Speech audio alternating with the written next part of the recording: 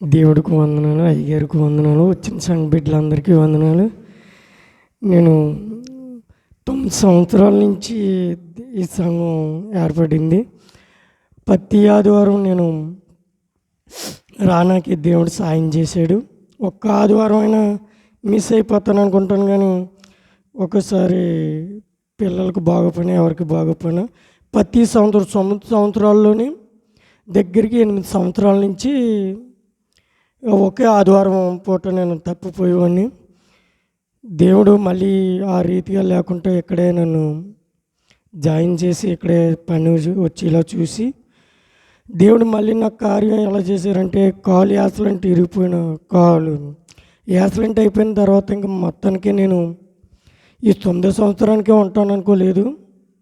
దేవుడు ఆ సమయంలో దేవుడు కృపను చూపించి మళ్ళీ నాకు మంచి జీవితాన్ని దేవుడిచ్చాడు. మళ్ళీ ఆదివారం పూటకి మళ్ళీ ఆదివారం మీ సన్నిధిలో ఉన్నందుకు, అందరితోటి కలిసి ఉన్నందుకు దేవుడికి సాయం చేశాడు. అలాగే ఇంకా తప్పిపోకుండా దేవుడు నాకు సాయం చేయాలని ప్రతి విషయంలోని నాకు దేవుడి సాయం చేశాడు. చెప్పడానికి చిన్నది కాదు ఇది.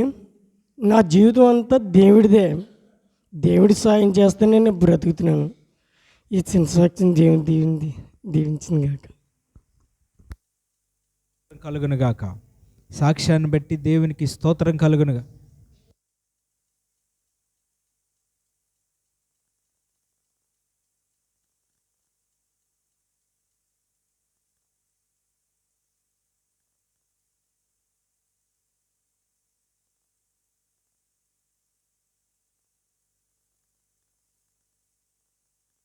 పాపం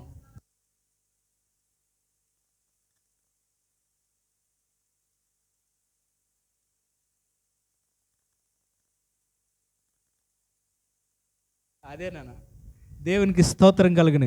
ఈ సాక్ష్యాన్ని బట్టి దేవునికి మహిమ, ఘనత, ప్రభావాలు చెల్లిద్దాం. స్తోత్రం చెల్లిద్దాం దేని మీద. స్తోత్రం స్తోత్రం స్తోత్రం స్తోత్రం స్తోత్రం. హల్లెలూయా.